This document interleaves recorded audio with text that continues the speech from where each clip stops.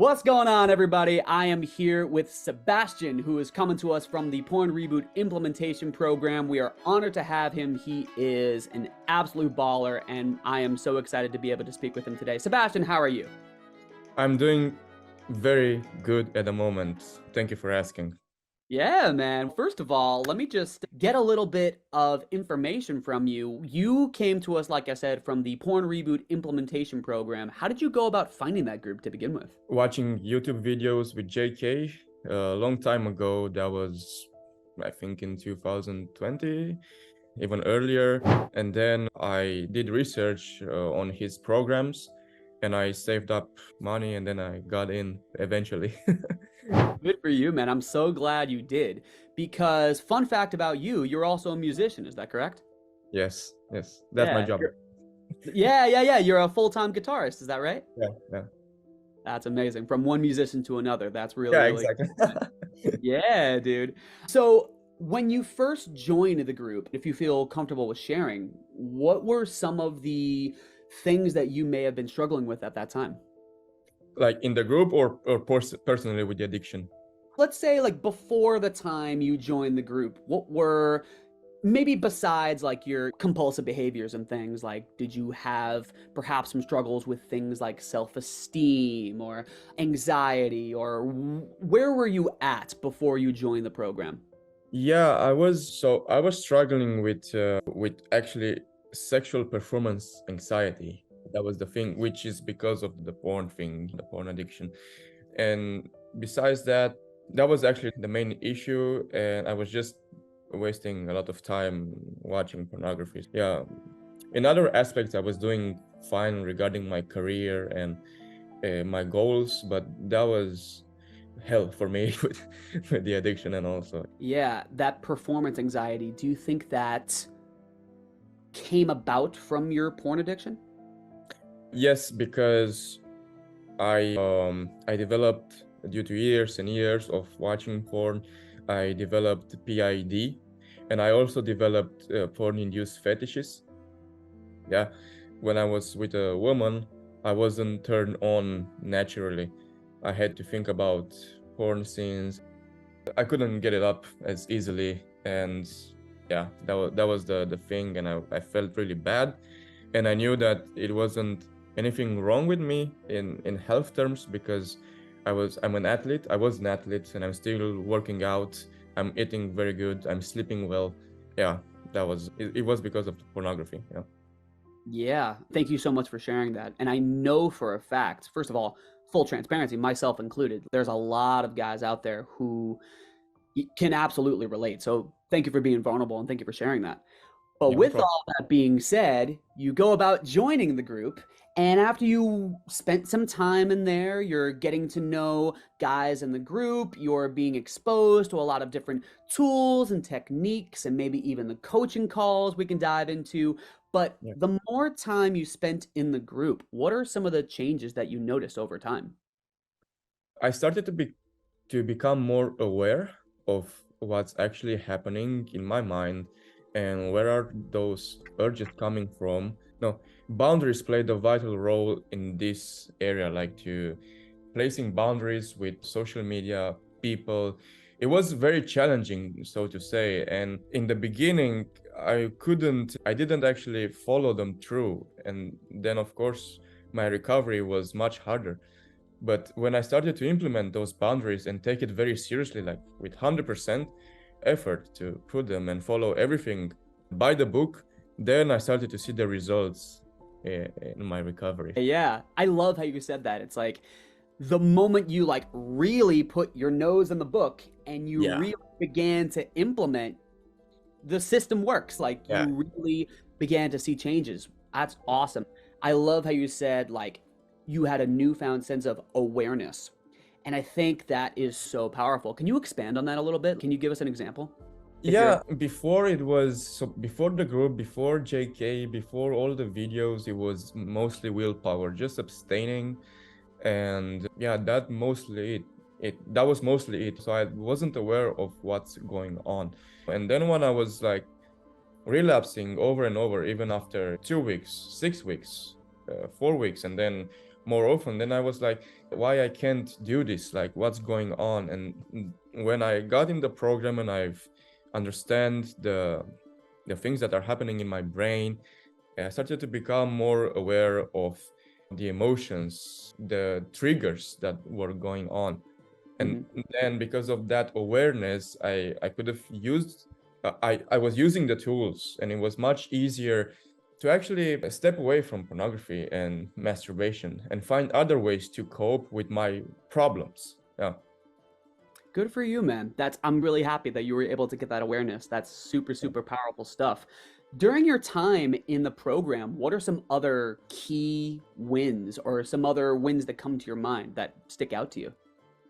I think one of the things that I was struggling with in the program is counting the days, because I had, if now I finally got rid of it, but before I had this habit of always counting. And when you're counting towards something, the further you go up, the worse you can fall off. And Sure.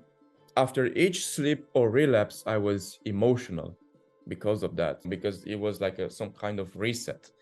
And I noticed that my progress really went skyrocket into the heaven when I was neutral about my slips and relapses, like when I didn't care at all.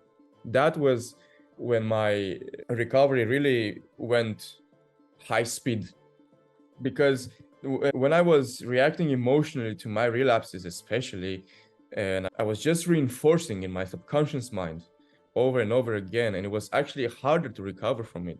And when I started to be just indifferent and go on and analyze rationally what happened, then all of a sudden it's like my subconscious mind got the idea that, hey, pornography is bad.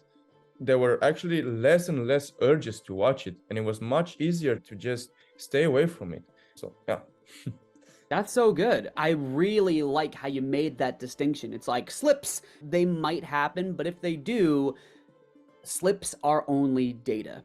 If Yeah. you've been part of the program, we say this about 1 billion times, but it's so true. Just take what you can learn from it, analyze, okay, where was I at emotionally before the slip? Where was I at mentally, physically? Did something happen that bothered me? Just take emotion out of it. Your feelings are valid, but we're going to perhaps be the most productive if we're just analytical about the situation. If we get wrapped up in emotion, it's one thing to feel them, but it's one thing to let them fully take the wheel of our life. You know what I mean? Our Yeah. feelings matter, but if we understand that there's more going on beyond the things that we feel, it's been like a huge game changer for many, including you, which is awesome. I love hearing that, man. Super Thanks. cool. Can you wait? And speaking of your wins, I want to talk about one win in particular that I think was really cool. I was checking out some of your old posts and like the way, like some of the videos that you shared. Can you talk about this one video where the caption of it was literally biggest win of my life? You're somewhere in a park and do you remember this? It's like you were breathing really heavy and then all of a sudden you were able to like not even karate chop, but slap this wooden board in half. Can you Yeah. take us through that a little bit? What was going on there? Yeah. So I did I took a certification in NLP, neuro linguistic programming, and that was part of the master certification. And one of the so the thing with the board is that before chopping the board, like in a karate style, you had to write all your objectives on one side that you want to accomplish, and also and on the other side you were writing all the struggles, the problems that were holding you back. And guess what? Of course, on the board I write that one of my objectives is to quit permanently my addiction with pornography and masturbation. So the thing with the board is that the philosophy behind it is that if you can break it, you can achieve everything you wish for. Everybody, when they were doing the course, they were so afraid of the board because they didn't have the belief that they could do it. The board was like this thick, and in karate it takes at least, I think they start breaking boards after 6 months or 1 year of training, and I didn't had any training of karate or any other martial art, but I had such strong belief in myself, and before I even visualized how I'm breaking the board, and that's part of one key part. When you're there, you have to visualize that the hand goes through the board, and with all that briefings energetically, and then when I broke it, it was one of the best sensations. And I've also, when I yelled so hard, it was because I released a lot of anger and aggression within myself. And yeah, then I knew that if I could do this, I can achieve what I what I wish for. That's incredible. Honestly, that really is such a cool story and such an amazing experience that you had. Like, speaking of breaking, we have this book in the program called, if I can grab it here. There we go. This book right here, of course, Breaking the Cycle. I wonder if we can rename this like Breaking the Board, because it's so true. Because what you did is like you not only wanted it, you visualized it, you saw it happen, and you channeled all of your energy toward it, and you were able to break that board. And I love what you said. It's more than just the board itself. It represents you breaking through any barrier, any stronghold, any addiction. If you can do this, then there's essentially nothing that you can't do. Exactly. If one can do it, so can you. Like, also Carl Jung, I think he said that the man who says that he can do it and the other one who says he can't do it, they are both right. Yeah. You know? So there's no stopping you. Yeah. Yeah, there's absolutely no stopping you. No. I love that. So with that in mind, speaking of having things not stop us, like you've spent your time in the implementation program learning tips and tricks, and perhaps like becoming more and more focused on cutting this unhealthy behavior out of your life. What types of tools have stuck with you the most? What have been like the tools that have helped you out? 2 tools specifically. The best one is self-talk. So I started to do self-talk in my morning routine in the mirror every day about reinforcing how bad is pornography and how we can use other tools and what we need to do to stay away from it.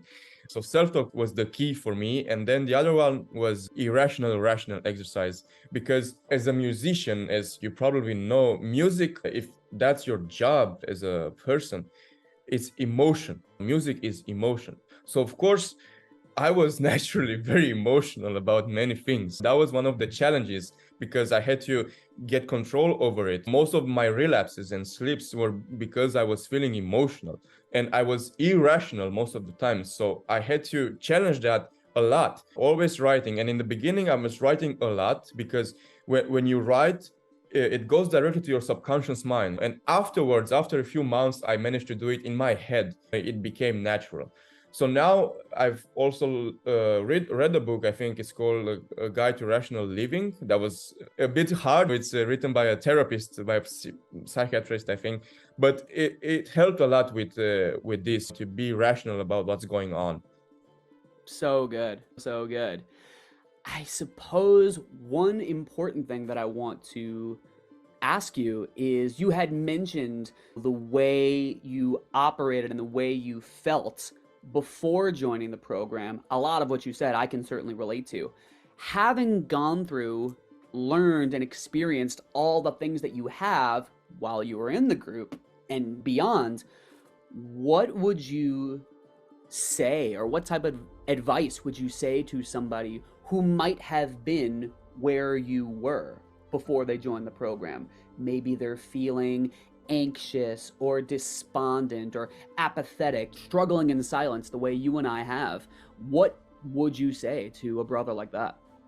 To not lose hope, because I was at that point right before making the decision to pay for the program, I was feeling hopeless. Actually, it was that hopelessness that made me make the payment. Yeah, I was feeling hopeless before. Being in the program gave me hope that this thing is beatable, because I was seeing and hearing stories about guys that quitted this for good. Especially one of the guys is JK, of course, one of the main characters in the group. And seeing the wins, being part in the community of other people struggling with that, and seeing them progress and all, just gave me hope. That was the one of the best thing that happened, because I was feeling hopeless. I thought that I thought that I'm going to live with this like forever, up until the day I die. Like, I didn't know what to do anymore.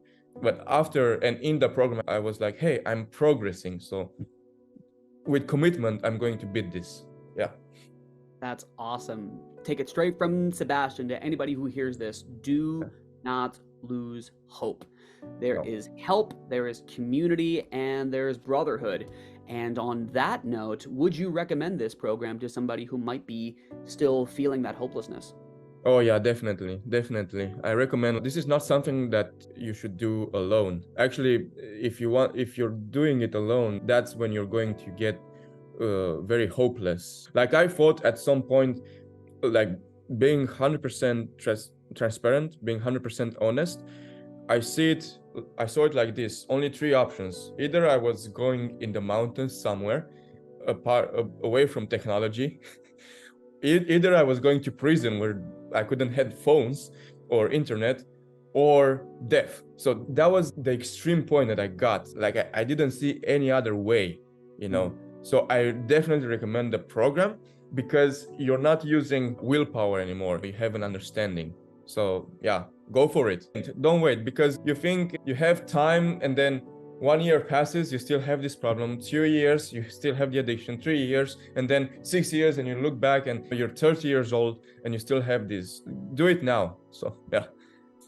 Thank you so much for sharing that. There's so much power and so much to dive into. And thank you so much for your encouraging words, Sebastian. Okay. Before we wrap it up here, do you have any? We're on a roll, so I feel you're like, I love your journey and I love your story. Before we wrap it up here, are there any other last minute final words of encouragement to somebody who might be on the fence on pursuing Reboot? Yeah, it doesn't matter how long it takes. Like, for me, it took a bit longer. Just be committed. Do the work every day. Doesn't matter. Don't be emotional about the slips and relapses. Do the work every day. Be committed and take progress over perfection. If you are like watching porn and masturbating, let's say 3 times per day, and then you do the work, and then from that you go maybe to five, like once per week, let's say, that's progress. And then you're going to see 2 weeks, 3 weeks, and then all of a sudden your subconscious mind is getting the message that porn and masturbation is bad for you. It's going to be much easier to stay away from it, and eventually you're going to rewire completely. Yeah, that's my message to the guys. Sebastian, thank you so much for your time. I'm sure anybody who listens to this will appreciate you as well. All the best to you, my brother. Thanks, man.